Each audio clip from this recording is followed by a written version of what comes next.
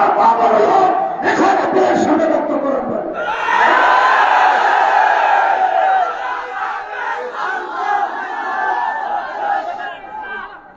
السلام عليكم ورحمة الله نحمد الله تعالى ونصلي على رسوله الكريم أما بعد أعوذ بالله من الشيطان الرجيم بسم الله الرحمن الرحيم إنما أشكو بثي وحزني إلى الله صدق الله العظيم أمير হেফাজত বাংলাদেশের আলেমকুল শিরোমণি এদেশের 18 কোটি তৌহিদি জনতার আধ্যাত্মিক রাহবার শাইখুল ইসলাম আল্লামা শাহ মুহিবুল্লাহ বাবুনগরী হাফিজাহুল্লাহ তাআলার আয়োজনে আজ আমাদেরকে এই সম্মাননা প্রদানের উপলক্ষে আয়োজিত সমাবেশে উপস্থিত হযরত উলামায়ে কেরাম, প্রাণপ্রিয় তৌহিদি জনতা, হেফাজতে ইসলাম বাংলাদেশের স্থানীয় ও প্রত্যন্ত অঞ্চল থেকে আগত আমার প্রাণপ্রিয় নেতাকর্মী ভাইয়েরা, সংক্ষিপ্ত কয়েকটি কথা। আমি এবং আমার সহকর্মী, আমরা আপনাদের ভাইয়েরা যারা দীর্ঘ কারাবরণ করেছি, কারাভোগ করেছি, আমাদের কারামুক্তির পর দেশব্যাপী আপনারা যে আবেগ এবং উচ্ছ্বাস প্রকাশ করেছেন, আমাদেরকে যে আপনারা সাহস জুগিয়েছেন, এর মাধ্যমে একদিকে আমাদেরও দায়িত্ব বেড়েছে, আর একদিকে আপনাদেরও দায়িত্ব অনেক বেড়ে গিয়েছে। প্রথমে আমি আমাদের দায়িত্বের কথাটা বলি। আলহামদুলিল্লাহ, আমাদের কষ্ট হয়েছে। আমরা এটা বলবো না যে জালিমের জিন্দানখানায় আমাদের কষ্ট হয়নি, তা নয়। আপনজন থেকে বিচ্ছিন্ন থাকা, স্বাধীনতার জীবন হরণ করে বন্দি খাঁচায় আমাদেরকে বন্দিত্বের শেকলে বন্দি করে রাখা, এটাই ছিল আমাদের জন্য অনেক বড় যন্ত্রণার বিষয়। সেই বন্দিত্ব থেকে মুক্তির পর দেশব্যাপী হেফাজতে ইসলামের নেতাকর্মীরা এবং সারা দেশের দলমত নির্বিশেষে সকল শ্রেণী ও পেশার তৌহিদি জনতা যেভাবে কারামুক্ত হেফাজত নেতৃবৃন্দকে উচ্ছ্বাসের সাথে, আবেগের সাথে বরণ করে নিয়েছেন, তাতে আমরা বুঝতে পারছি যে আমাদের আগামী দিনে আমাদের দায়িত্ব অনেক বেশি।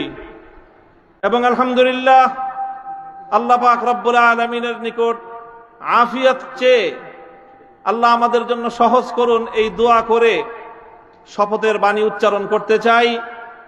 আমাদের সকল কারাবন্দীদের পক্ষ থেকে আমি সে কথা উচ্চারণ করতে চাই, ইনশাআল্লাহ আল্লাহর জমিনে আল্লাহর দ্বীনের ঝান্ডা সমুন্নত রাখতে, আল্লাহর পয়গম্বরের ইজ্জতের হেফাজত করতে, এদেশের নাস্তিক্যবাদকে রুখতে, এদেশে ইসলামকে উপড়ে ফেলার সকল ষড়যন্ত্রকে রুখার জন্য যদি এর চেয়ে বড় ত্যাগ এবং কোরবানির প্রয়োজন হয়, হাসি মুখে আমরা সেই ত্যাগ করতে প্রস্তুত রয়েছি।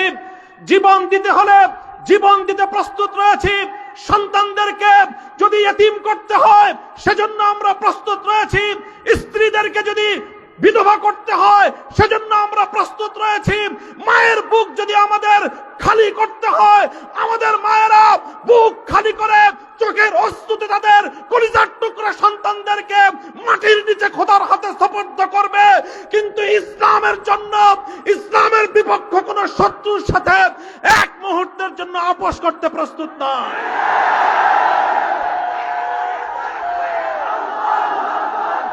সময় কম, আমার স্পষ্ট পয়গাম, সব অন্যায়ের ক্ষমা রয়েছে, গাদ্দারি আর বিশ্বাসঘাতকতার কোনো ক্ষমা নাই।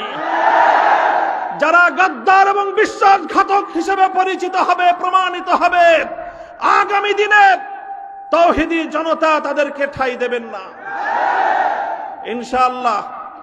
উলামায়ে কেরাম, হেফাজত নেতৃবৃন্দ যেভাবে শপথে বলিয়ান হলেন, যারা আমাদেরকে এভাবে সমর্থন যোগাচ্ছেন, আপনারা তো সমর্থন যোগাচ্ছেন, কিন্তু আপনারা কি কথাটা টের পান যে আপনাদের এই অভূতপূর্ব সমর্থনের কারণে রাষ্ট্রযন্ত্রের পক্ষ থেকে আমাদের উপর চাপটা কিন্তু আরো বেশি বেড়ে যায়।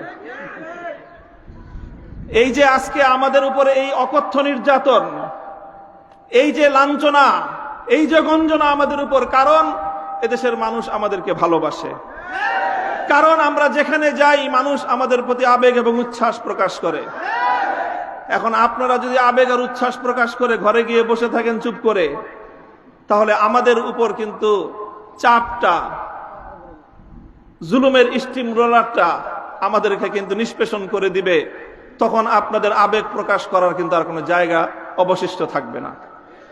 এই জন্য আমি আজ আমাদের আমির, এই জনপদের সকল আলেম ওলামার আমির, এই জনপদের কোটি কোটি তৌহিদি জনতার অবিসংবাদিত আধ্যাত্মিক রাহবার আল্লামা মুহিবুল্লাহ বাবুনগরীর এই মজমাকে সারা দেশের প্রতিনিধিত্বশীল মজমা হিসেবে গ্রহণ করে আমি এ জাতির কাছ থেকে জিজ্ঞাসা করতে চাই, আগামী দিনে ইসলামের কথা বলার অপরাধে, আল্লাহর পয়গম্বরের ইজ্জতের পক্ষে কথা বলার অপরাধে শাপলা চত্বরের আমার ভাইয়ের রক্তে রঞ্জিত শাহাদাতের কথা বলতে গিয়ে হঠাৎ আমার যে সকল সন্তানদের বুকগুলোকে জালিমের বুলেটের আঘাতে ঝাঁঝরাতে হতে হয়েছে, ব্রাহ্মণবাড়িয়ায় যেভাবে পাখির মতো গুলি করে আমার সন্তানদেরকে শহীদ করা হয়েছে, সেই সন্তানদের পক্ষে কথা বলতে গিয়ে আমাদের কণ্ঠ যদি আবার চেপে ধরবার চেষ্টা করা হয়,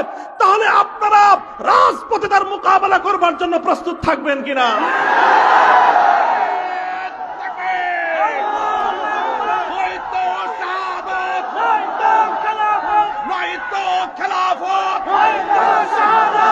সংগ্রামী সাথী ও বন্ধুগণ,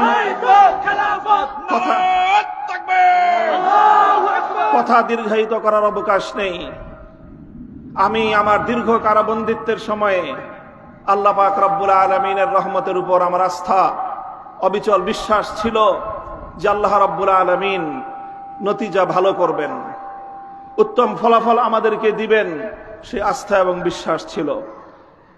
প্রথম দিকে যখন আমাদের মরহুম আমির হেফাজত আল্লামা জুনায়েদ বাবুনগরী হাফিজাহুল্লাহ তাআলা, তাকে আমরা জীবিত রেখে কারাগারে বন্দী হয়েছিলাম, তার উপর একটা বড় আমাদের আস্থা ছিল যে তিনি ইনশাআল্লাহ এই বন্দী মজলুম আলেমদের জন্য, শহীদ আমাদের সন্তানদের জন্য, ব্রাহ্মণবাড়িয়ায় নির্বিচারে হত্যাকাণ্ডের শিকার আমার শহীদ ভাইদের এই হত্যার বিচার আমাদের এই জন্মভূমিতে প্রতিষ্ঠিত করবার জন্য তিনি বলিষ্ঠ ভূমিকা পালন করবেন। আমাদের কারাবন্দীদের পক্ষে তিনি জাতিকে, জনমতকে সংগঠিত করবার জন্য বলিষ্ঠ ভূমিকা রাখবেন। কিন্তু আল্লাহ রাব্বুল আলামিনের ফয়সালা ছিল ভিন্ন কিছু। আমরা কারাবন্দী হওয়ার কিছুদিনের মধ্যেই সেই মর্মান্তিক শোক সংবাদটিও আমাদেরকে সহ্য করতে হয়েছে। আল্লামা জুনায়েদ বাবুনগরী রাহিমাহুল্লাহ তাআলা শাহাদাত বরণ করেছেন। আল্লামা জুনায়েদ বাবুনগরী শাহাদাত বরণ করেছেন। এরপরে অধীর উৎকণ্ঠা নিয়ে অপেক্ষার প্রহর গুনছিলাম যে আমাদের আস্থার এই মঞ্চে কে বসবেন। যখন জানতে পারলাম ওলি ইবনে ওলি, এ জাতির শ্রেষ্ঠ সন্তান, আস্থার মূর্ত প্রতীক আল্লামা শাহ মুহিবুল্লাহ বাবুনগরী হাফিজাহুল্লাহ তাআলা ইমারতের এই ঝান্ডা তিনি নিজ হাতে তুলে নিয়েছেন, সিজদায় শুকর আদায় করেছি, আস্থায় বুক বেঁধেছি যে ইনশাআল্লাহ একদিকে তিনি আরশের মালিকের সঙ্গে রাতের বেলায় চোখের অশ্রু ছেড়ে তিনি এই সংকট উত্তরণের জন্য আল্লাহ পাক রব্বুল আলামিনের সাহায্যকে জমিনে টেনে আনবার জন্য চেষ্টা করবেন, অপরদিকে তিনি জীবন দিবেন, কিন্তু কোন জালিমের রক্তচক্ষুকে পরোয়া করবেন না, কোন জালিমের সামনে তিনি মাথা নোয়াবেন না। এই আস্থা ছিল এবং আলহামদুলিল্লাহ আমার উপলব্ধি হলো এই, যতটুকু আস্থা শুরুর সূচনাতে ছিল, আজ পর্যন্ত আমরা আমাদের আমির হেফাজতের থেকে তার আচার আচরণ, তার ভূমিকা আমাদের আস্থার চেয়ে বহুগুণ বেশি পেয়েছি। আমাদের আমির আল্লাহর পক্ষ থেকে আমাদের জন্য অনেক বড় নিয়ামত। ইনশাআল্লাহ আমির হেফাজতের হাতকে যদি আমরা এভাবে শক্তিশালী রাখতে পারি, এদেশে আমাদেরকে জুলুম করতে পারবে, আমাদেরকে গুলি করে হত্যা করতে পারবে, কারাগারগুলোকে আমাদেরকে দিয়ে ভরপুর করতে পারবে। বাংলাদেশে কারাগারের সর্বমোট আসন হলো 70,000। কয় হাজার? আমরা শাপলা চত্বরে গিয়েছিলাম, কমপক্ষে হলো 20 থেকে 25 লক্ষ। 70,000 হেফাজতের কর্মীরা কারাবন্দী হবে, কিন্তু জালেমের সামনে মাথা নোয়াবে না। এই দেশের 1 ইঞ্চি মাটি নাস্তিক্যবাদ এবং ইসলাম বিদ্বেষের জন্য কারো হাতেই যারা দেবে না ইনশাআল্লাহ। আল্লাহ পাক আমাদের সকলকে তৌফিক দান করুন, কবুল করুন। আমাদের আমির হেফাজত সহ আকাবিরিনদেরকে আল্লাহ পাক দীর্ঘ নেক হায়াত দান